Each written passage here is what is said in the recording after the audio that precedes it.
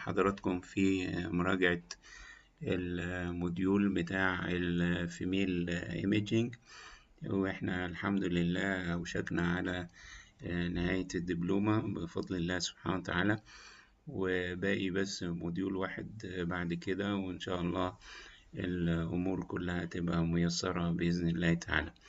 هنبتدي بالحالة الأولانية. This is an MRI of the pelvis, and this is T1 fat set, and this is the T2, and this is also T1 fat set with contrast.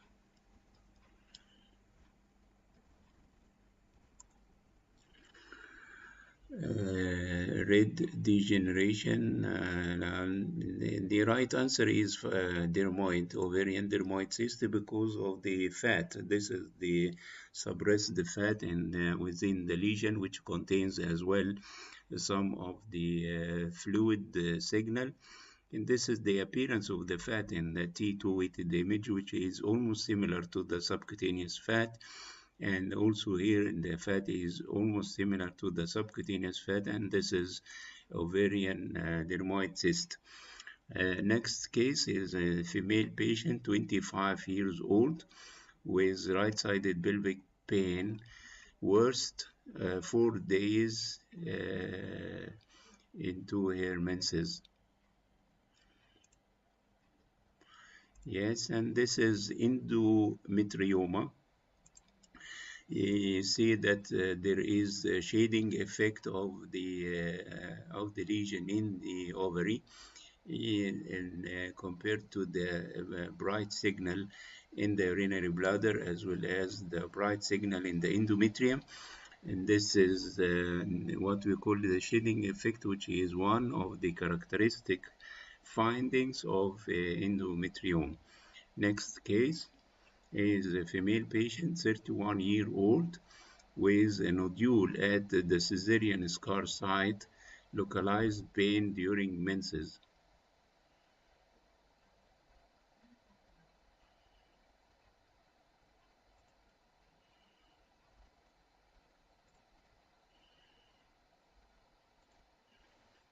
Yes, and this is what we call a scar endometrioma or endometriosis.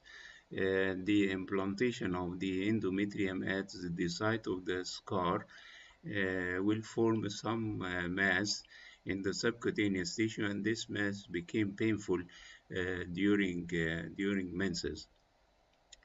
Next case is hysterosalpingogram and MRI of the same case. No, and this is not uterus diadelphys, because in cases of uterus diadelphys, the both cornea should be separated from each other. They are not attached by myometrium, and actually this is a septated uterus, and this is the right answer. You know that this is the inseptated uterus. The uterus is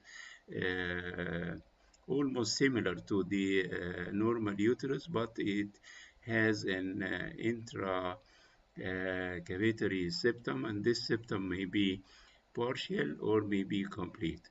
In cases of uterus diadelphys, you got both uterine cornea are almost totally separated from each other, like this one. This is the classic appearance of uterus diadelphys, and in the previous case, we or the radiologist who performed the examination introduced the cannula in the cervix, and he could not notice that there is another cervical opening. So you may diagnose this as unicornuate unicornis uterus, but actually these malformations are better evaluated by MRI. And here, if you can identify the two cervical openings in you, this happens for me, one once, and I could see two cervical openings, and they put a catheter here and there. Then I opacified both uterine cornea, and you got the diagnosis of uterus didelphys. Next case is a female patient, 31 years old, with chronic pelvic pain and dysmenorrhea.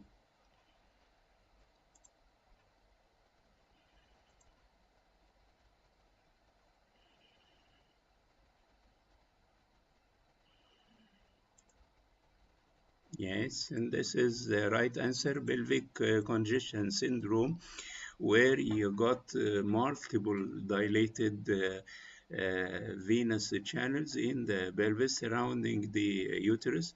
And also, if you have sections high up, and you can see that the ovarian vein is also dilated. And this is a diagnostic feature of pelvic congestion syndrome. Next case is a female patient, 72 years old. She had recent surgery for urine incontinence, and the patient presented by fever and foul-smelling vaginal discharge.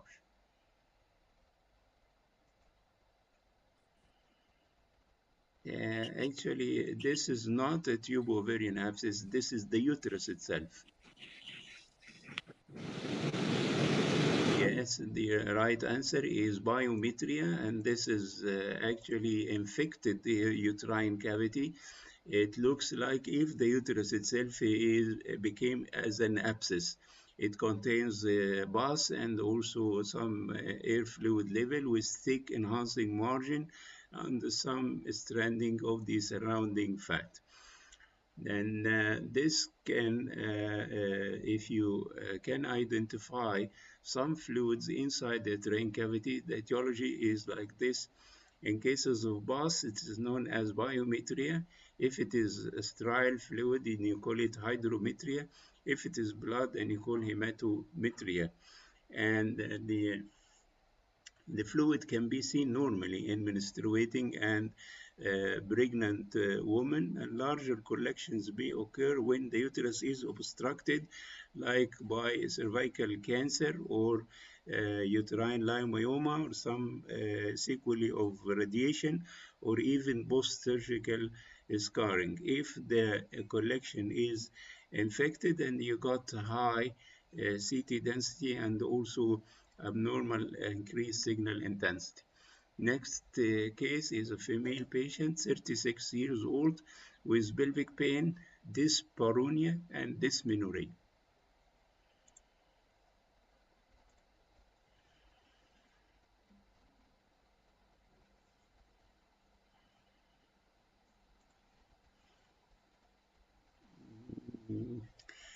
And this is not endometrial carcinoma, it is not also a dermoid cyst because this is the uterus itself. And here you can identify the ovaries. And in the uterus, you got multiple enhancing masses, and they are simply representing fibroids by CT. And I know that you are not used to see fibroid by CT. All what you can see in the CT images is just a diffuse enlargement of the uterus, maybe with bossy outline and some matrix calcification. But sometimes if you inject contrast material and you got significant enhancement of the uterine fibroid compared to the enhancement of the myometrium. And next case is an MRI of the pelvis, coronal T2, coronal T1, coronal T2, and sagittal T2. I think that this is T1 with contrast. And no, this is not endometrioma because there is no shading effect in the T2 weighted images compared to the fluid in the urinary bladder. Hemorrhagic ovarian cyst should have some increased signal in the T1 weighted images.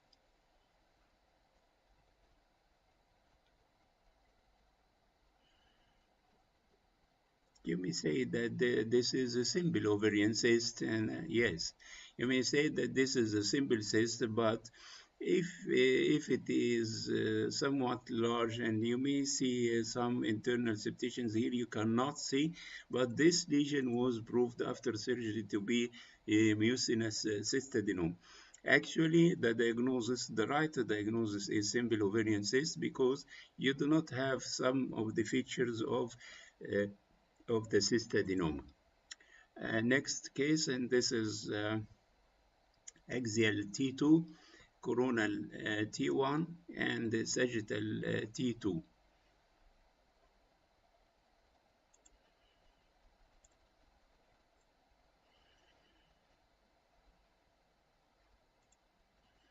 Yes, right answer. Then this is ovarian cancer.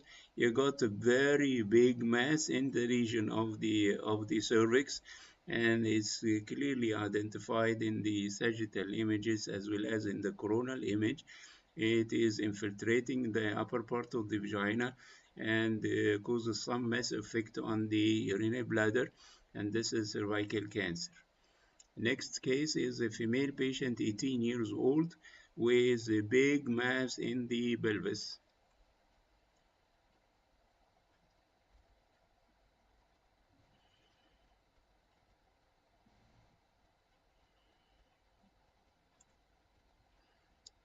And yes, this melanoma. This appearance, in my opinion, is considered a spot to diagnose. If you have a big mass in the pelvis in a relatively young age, and you think of an ovarian endometrium, an ovarian dysgerminoma, particularly if you have enough sections to see that the uterus is not involved, then this is the ovarian dysgerminoma. And you know you have two types of dysgerminoma, in the ovarian type, the juvenile type and the adult type. And this may present by precocious pseudopuberty, and it may have some association with Ollier and Maffucci syndromes. The characteristic appearance is a very big mass in the pelvis.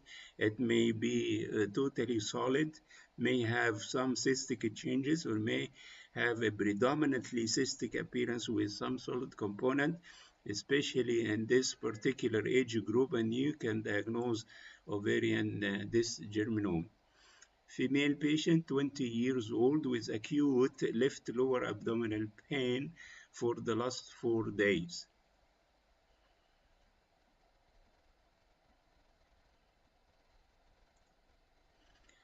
Yes, very good. This is ovarian torsion, and you see that the left ovary is markedly swollen, and it has an increased signal intensity in the T1 weighted image, denoting some congestion or even hemorrhage. And this is the appearance of the torsed ovary in the coronal T2 weighted image. This is the normal right ovary contain multiple variable sized follicles. Then the ovarian torsion usually affects the children, young and postmenopausal women. Maybe there is a predisposing factor, which is usually a dermoid cyst or an ovarian cyst. It should be benign because the malignant lesions may prevent the ovary from being torsed. Then sometimes you got ovarian torsion in about 20% of the patients during pregnancy, and the torsed ovary is usually on the right side because it is suggested that the sigmoid colon may prevent torsion on the left side. The common presentation is acute pelvic pain, sometimes with vomiting. You may got hemorrhage inside the fallopian tube. The torsed ovary is rotated and became midline above the uterus. It may be congested with blood signal, which may show high signal in the T1, and according to the stage of blood, it may appear like this, which is very dark, and the follicles are seen against the dark background. This is the normal left ovary. This is a female preoperative workup for breast cancer in the right upper quadrant.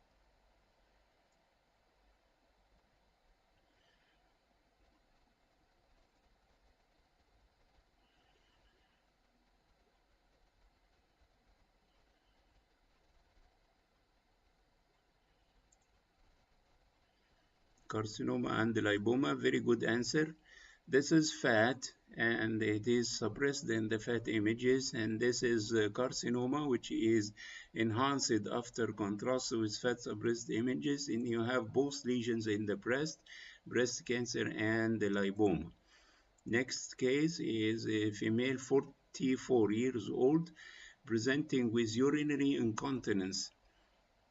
And this is, of course, the T2 weighted images, and this is T1 weighted image, and this is axial T2.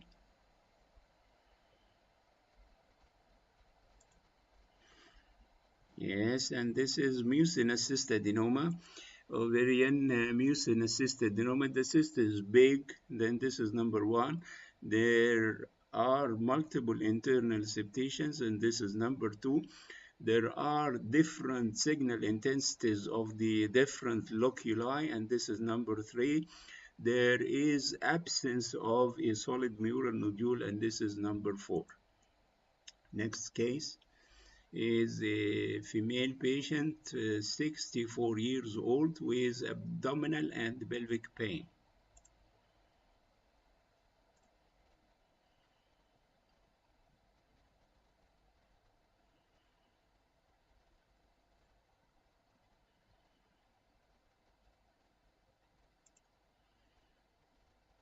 Yes, a very good answer, leiomyoma. And inside the uterus, and you got a mass made of fat, and you know that one of the ways of degeneration in the fibroid uterus is fatty degeneration, and this is leiomyoma. Next case.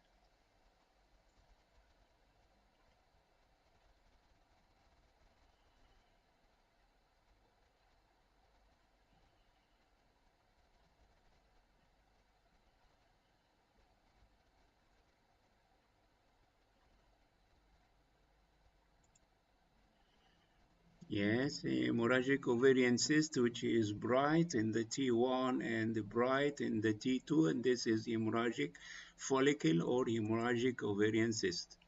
Next case.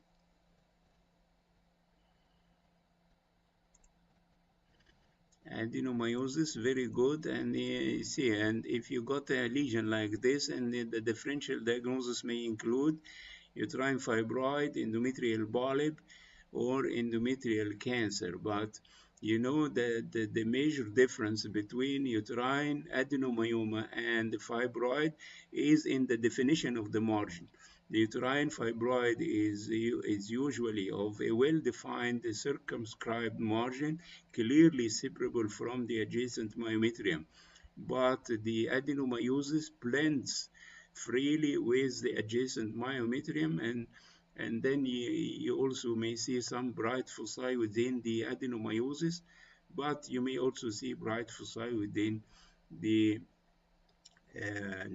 fibroid. Both lesions are of dark signal in the T2 weighted images and enhance after contrast injection. And you diagnose adenomyosis if you see that the junctional zone, which is represented by this black line, is of abnormal thickness. Then you measure the thickness of the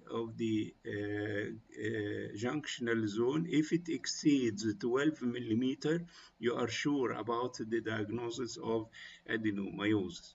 And many times you can see some cystic changes in the cervix, which represents Nabossian cysts. And this is the normal appearance of the uterus, and this is the adenomyosis. You got very much increased thickness of the junctional zone, and you got some bright foci within the lesion. And if you see that the thickness of the junctional zone is above 12 millimeter, and this is a good way for establishing the diagnosis of adenomyosis. The bright foci may be seen in the T2 weighted image in about 50% of the cases. They may represent heterotopic endometrium, cystic changes, or hemorrhagic foci.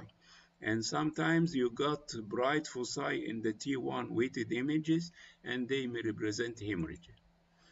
Next case is a female patient, 35 years old.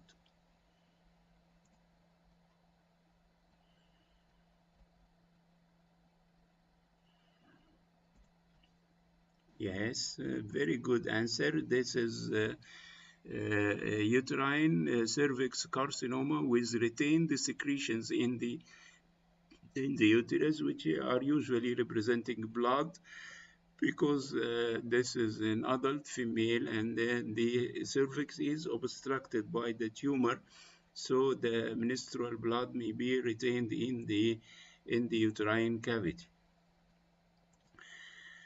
And sometimes you got an endometrial mass which is invading the myometrium, and this is endometrial carcinoma. If the carcinoma has extended to the cervix, and this is a stage 2 endometrial cancer, but the cervical cancer is totally confined to the cervix, it may extend into the uterine body, and at that time you will see that the main bulk of the tumor is localized to the cervix. Next case is a female patient, 45 years old, with watery discharge, bare vagina, and lower abdominal discomfort.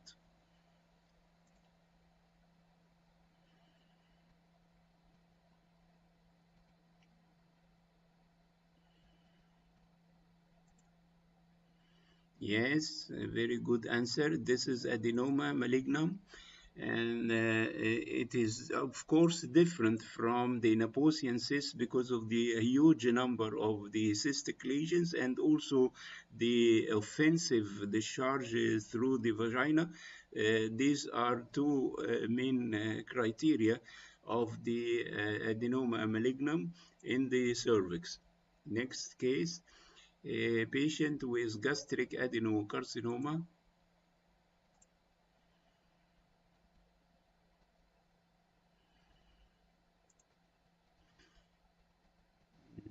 Cartagnar syndrome in the chest, and I think you mean that this is a Krukenberg tumor.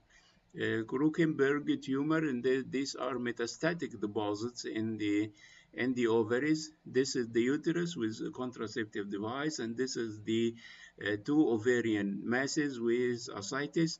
In the presence of gastric carcinoma, and you think that these are metastatic tumors to the ovary, which are known as Krukenberg tumors. Next case is a female patient, 40 years old, with menorrhagia and dysmenorrhea. T2, T1, and T1 post-contrast. Adenomyosis is the right answer, and you may see also some uterine fibroid, but the main bulk of the lesion is that one, and it contains, as I have said, bright foci in the T2 and also bright foci in the T1, and it will enhance with contrast material.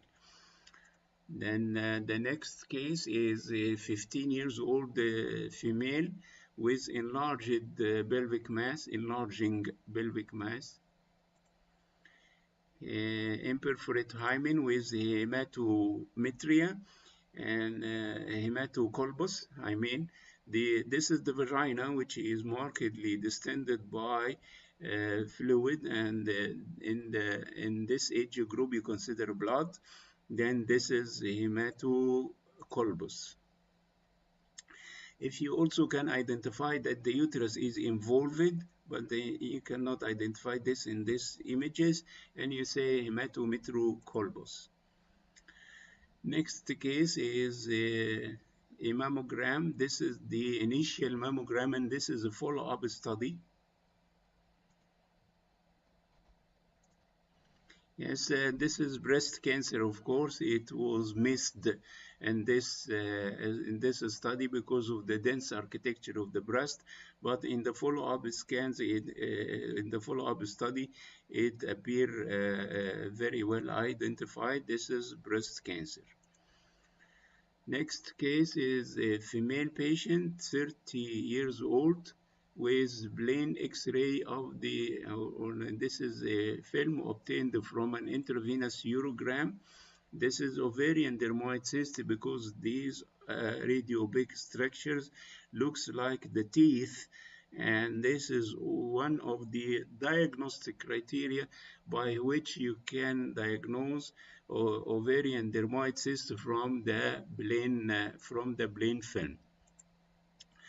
Yes, and this is dermoid cyst. Next case, and you got this is CT, and this is T1 fat set, and this is T2 fat set of a big lesion in the pelvis.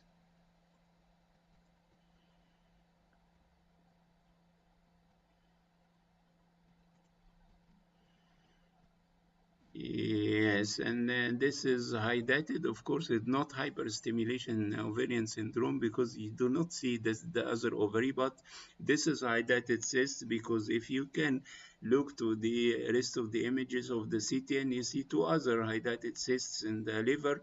One of them is almost totally calcified, and the second one shows some marginal calcification, while that in the pelvis shows the classic appearance of highlighted cyst with a big lesion, and the daughter cysts are arranged on the periphery of the lesion. This is a echinococal or highlighted cyst. An hydatid cyst, as you know, is diagnosed by many features anywhere in the body.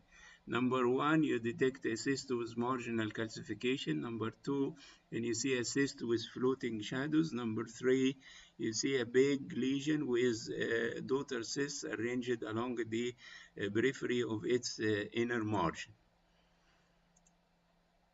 Next case is a female patient with abdominal pain.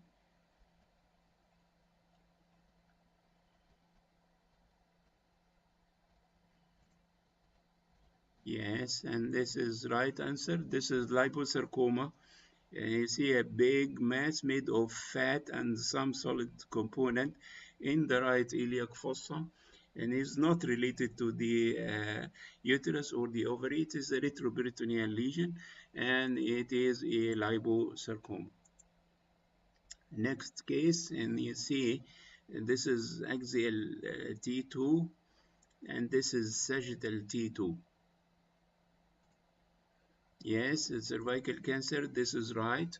Big mass in the cervix with reticulation of the fat around the lesion.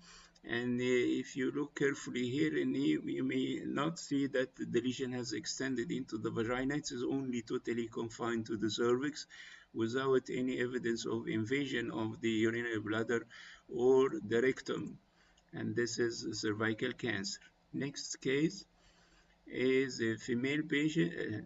No, sorry, this is a female patient, 25 years old, with 4 days of worsening pelvic pain, purulent vaginal discharge. Yes, the answer is right. This is tubo-ovarian abscess on the left side, and you got marginally enhancing coiled lesions with some internal air loculi denoting infection, and this is a tubo-ovarian abscess. Next case, and this is MRI T1, and this is T2, and this is T1 post-contrast with fat saturation.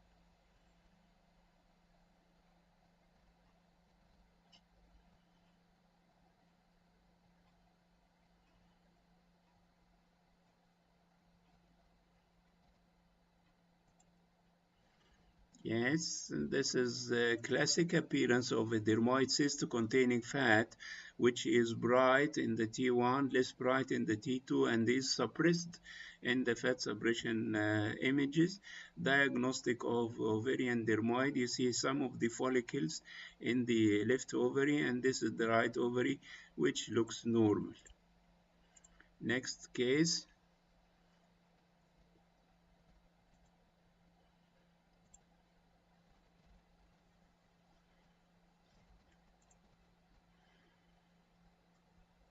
Um, yes, the answer is right, and this is uterine rupture. You see here that there is a big defect in the anterior wall of the uterus with some fluids surrounding uterus from anterior and posterior. This is, of course, the urinary bladder containing some of the injected contrast material, because this is T1 post contrast with fat suppression, and this is T2 weighted images. Actually, you know that the scar of the previous section, previous cesarean section, is one of the major causes of weakness of the uterine wall, and the area of the previous section may become fibrous, and in the next pregnancy it may cause rupture of the uterus, as you can see here and in the previous case as well. This is one of the major drawbacks of the cesarean section. Also, another example, you may got that the pregnancy may be ectopic at the site of the cesarean section scar. And here you got T1 axial images of the pelvis, and this is T2, and this is T2 also. And you got two ovarian masses. I think you can see it clearly. There are two ovarian masses, and the differential diagnosis for ovarian masses are like this. Either you can see that it's bilateral ovarian cancer, or it is Krukenberg from a known primary malignancy, or pedunculated fibroids from the uterus, or bilateral ovarian endometrioma, or bilateral ovarian lymphoma. And you know, ovarian lymphoma is somewhat rare. Ovarian endometrioma may have a cystic appearance, clearly identified, not like this. And pedunculated ovarian fibroids from the uterus may be, and Krukenberg and bilateral ovarian cancer. Then this is an example of bilateral ovarian non-Hodgkin lymphoma. Two big masses in the region of the ovary, as well as enlarged, bulky, homogeneously enhanced lymph nodes. The previous case is not histologically diagnosed, but if you are confronted by a similar case in the exam, and you provide the differential diagnosis that I have said, including bilateral ovarian cancer, Krukenberg tumor, pedunculated fibroids from the uterus, bilateral ovarian endometrioma, and bilateral ovarian lymphoma. Then this is a hysterosalpingogram. This is the catheter, and this is the uterine cavity.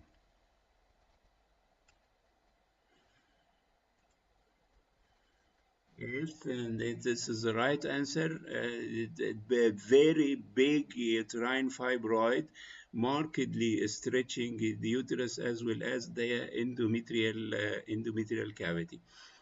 One of the important issues is you may think that this is an ovarian tumor, but you should realize that the ovarian tumor will not stretch the uterus along its border.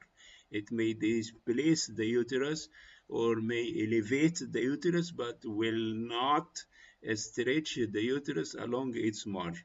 So if you see that the uterine margin is markedly stretched like this, you know that this lesion is of uterine origin, and the lesion which can give this appearance is just a fibroid uterus. Next case is a 50 years old female presented by abdominal distension with elevation, marked elevation of the tumor marker CM125. This is T2 and T1 post contrast with fat set, and this is diffusion weighted images.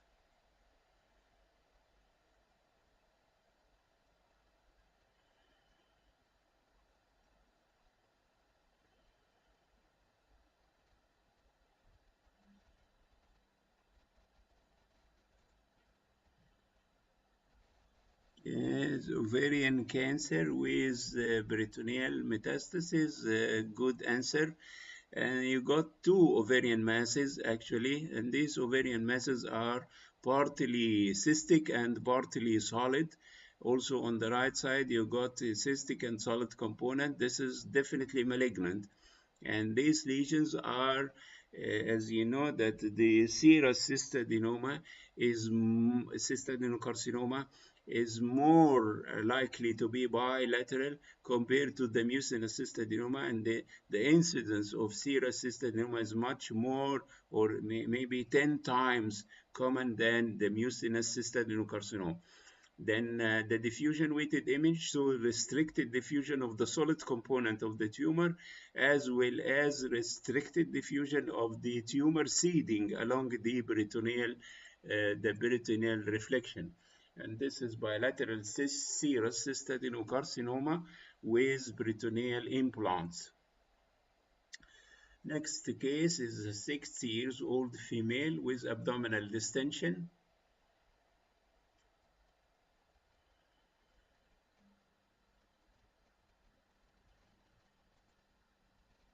Yes, the diagnosis is omental cake.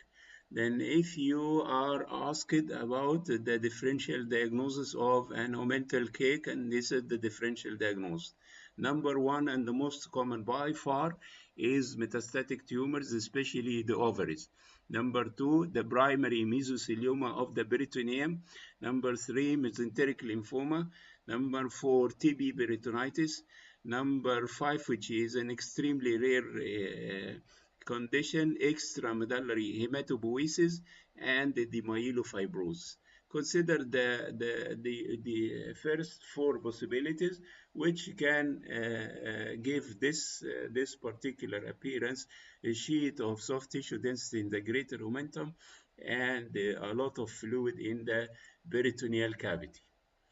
Next case is an MR mammogram of a female patient, 18 years old, with a 6-year history of multiple bilateral breast masses without any family history of breast disease. Yes, the answer is right. This is multiple fibroadenomas in the breast.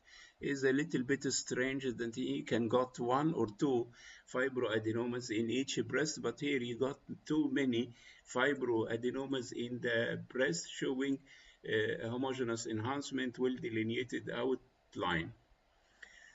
Thank you very much.